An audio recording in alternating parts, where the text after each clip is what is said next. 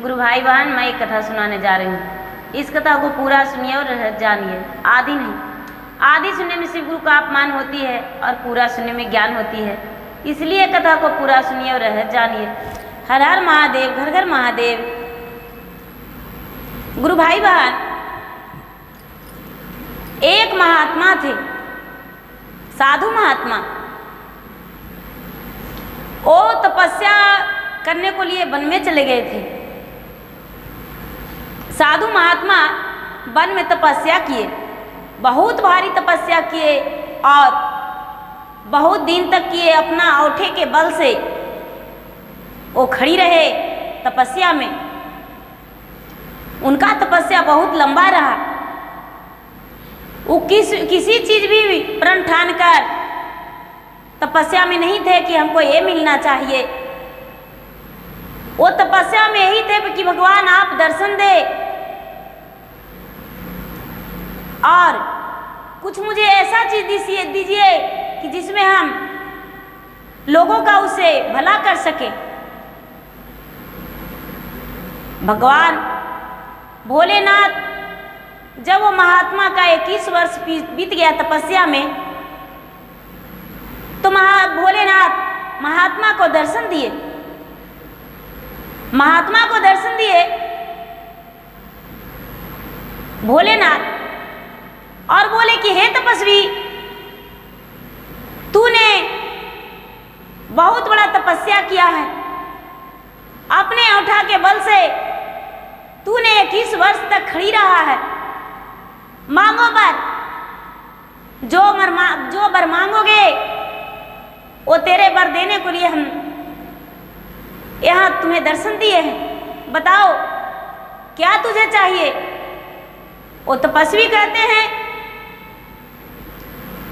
हे प्रभु, हे भोलेनाथ, मुझे कुछ नहीं चाहिए।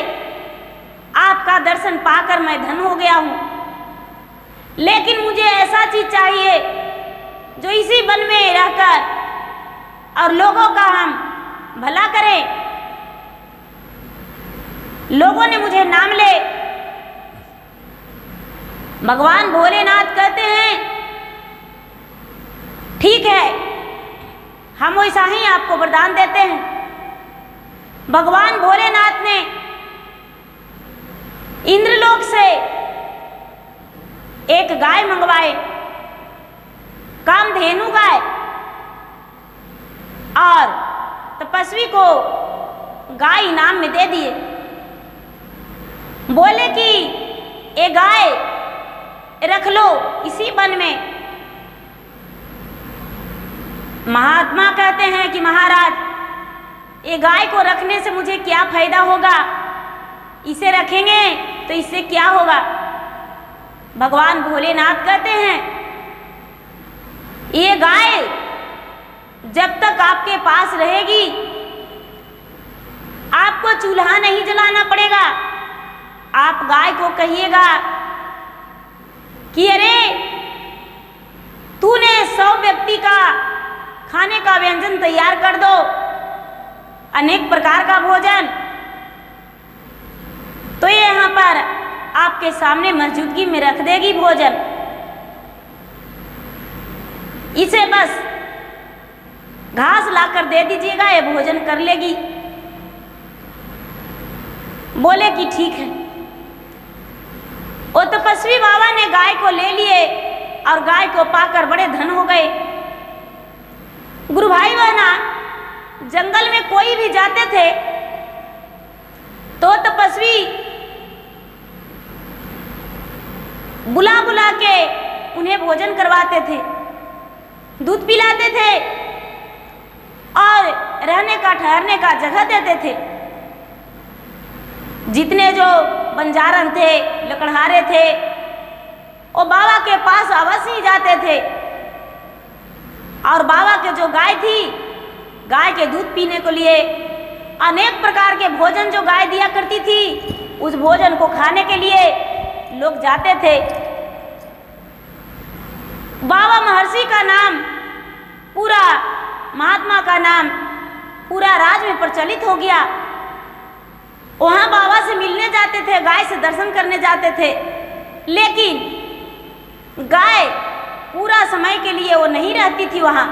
गाय इंद्रलोक जब जरूरी पड़ता था तो बाबा के पास आ जाया करती थी, गाय इंद्रलोक चली जाती थी। जब बाबा याद करते थे तो गाय सामने आ जाया करती थी। एक दिन का बात है गुरु भाई बहना कि एक राजा अपने सेना को लेकर, सिपाहियों को लेकर जंगल गए शिकार करने को लिए। जंगल गए तो राजा का बहुत जोरों से प्यास लगा। तो बाबा महात्मा के बारे में राजा को पता चला था कि एक जंगल में महात्मा रहते हैं, भूखे को अन्न और प्यासे को पानी देते हैं, रहने का ठहरने का जगह भी देते हैं। चले उन्हीं के पास। पूरा सिपाही सेना को लेकर बाबा महर्षि के पास, बाबा तपस्वी के पास चले गए। जब बाबा तपस्वी देखे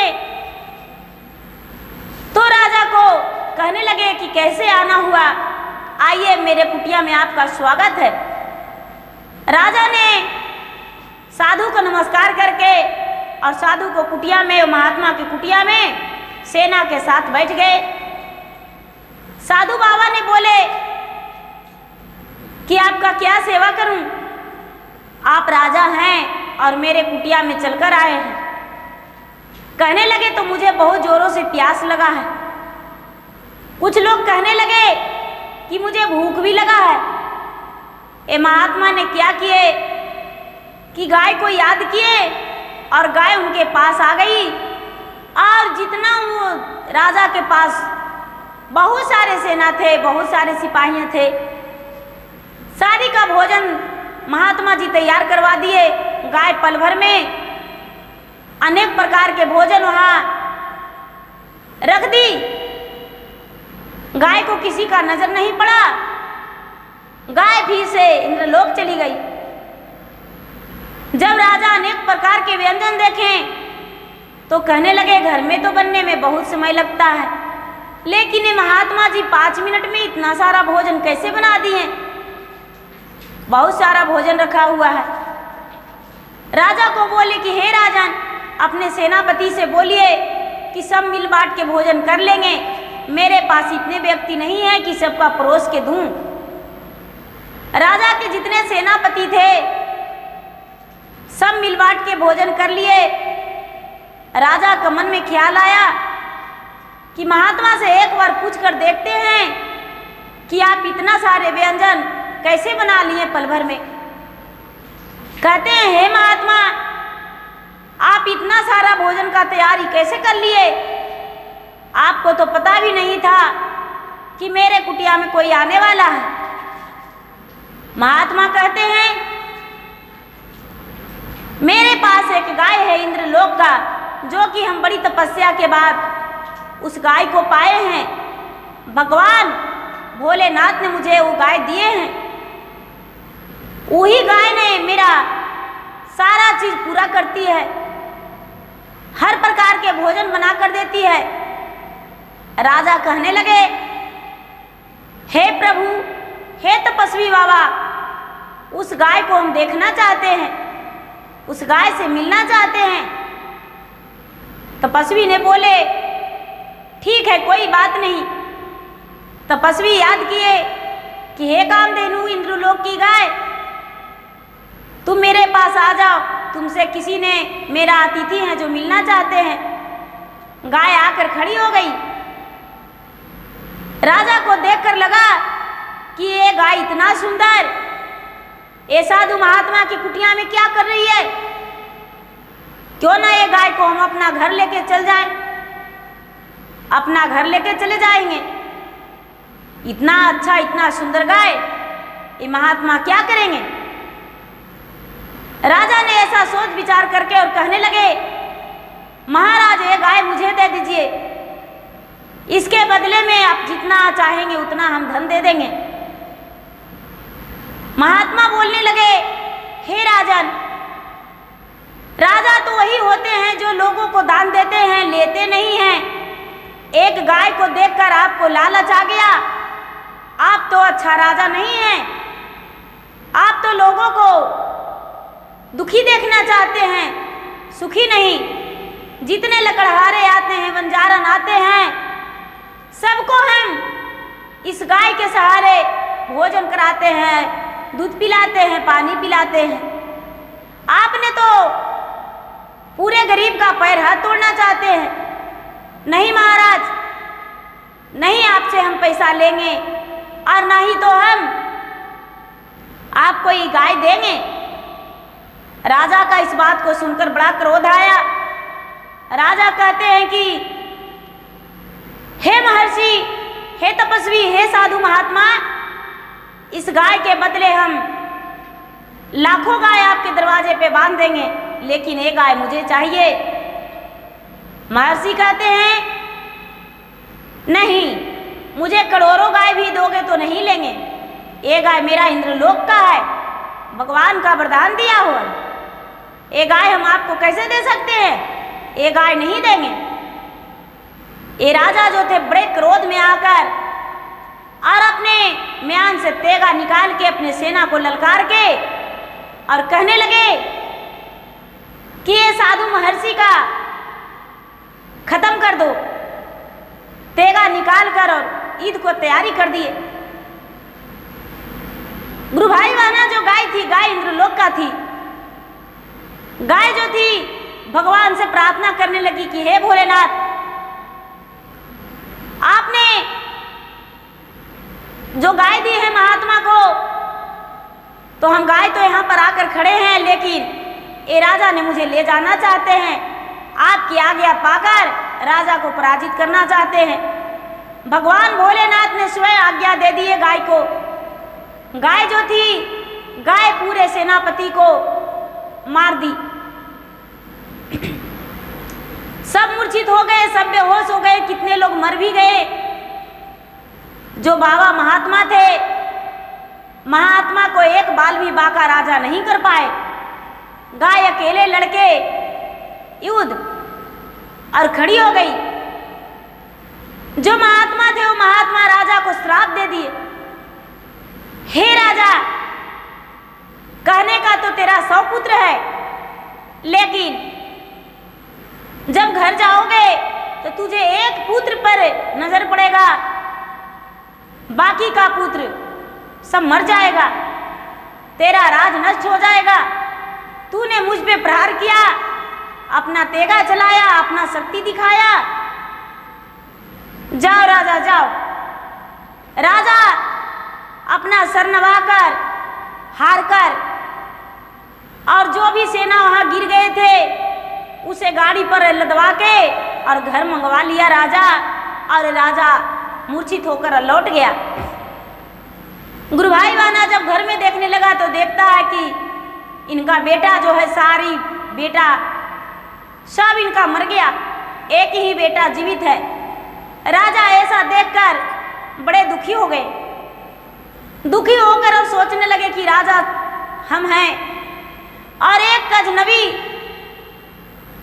ये मुझसे इतना बड़ा पंगा ले लिया और मेरा श्राप दे दिया।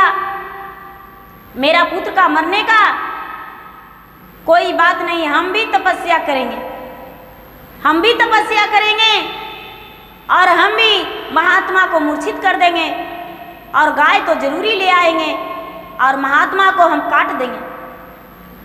तपस्या से अपने श्राप से उसको भस्म कर देंगे। मन में अनेक अनेक ख्याल आने लगा। ये राजा जो थे, राज अपना बेटा पे सौंप के और राज को त्याग के और वन में चले गए। वन में चले गए, भोलेनाथ के तपस्या में लग गए। भोलेनाथ के तपस्या में लग गए। तपस्या करते करते करते करते करते बहुत लंबा तपस्या किए राजा। जब लंबा तपस्या किए तो ये भोलेनाथ दर्शन दिए और कहने लगे, बताओ राजन, क्या तुम्हें चाहिए? ये राजा कहते हैं, महाराज आपका आशीर्वाद मुझे चाहिए, जिसको जो कहूँ वो हो जाए। भोलेनाथ तो बोल दिए, नमस्तु, जाओ तेरी कामना पूरा हो जाएगा।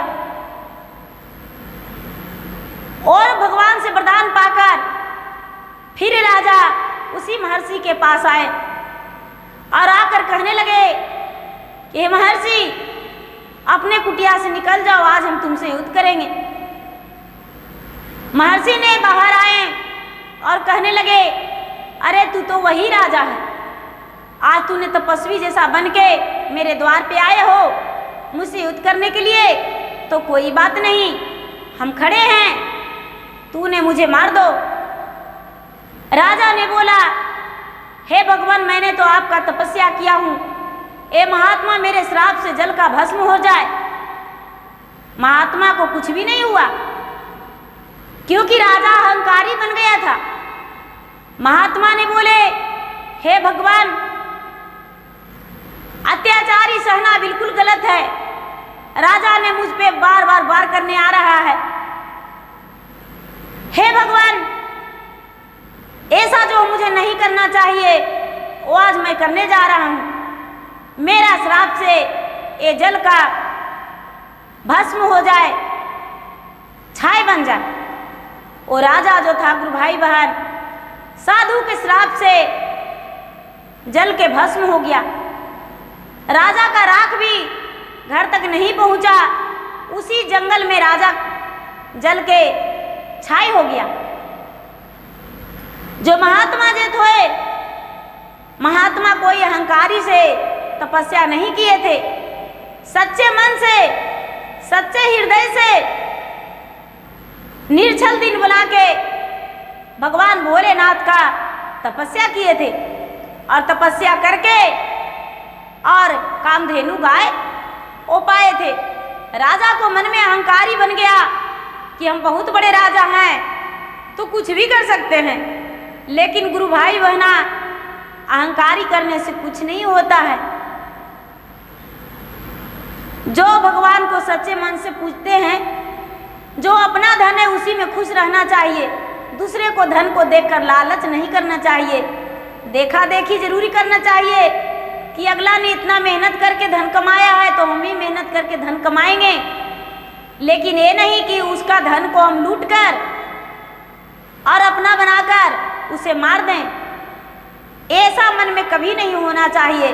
जैसे कि जो राजा किए वो किसी को नहीं करना चाहिए। जैसा करनी वैसा भरनी राजा को मिला। तो गुरु भाई बहना, मेरा वीडियो अच्छा लगे तो इसे लाइक कीजिए, शेयर कीजिए, सब्सक्राइब कीजिए। धन्यवाद। हर हर महादेव, घर घर महादेव।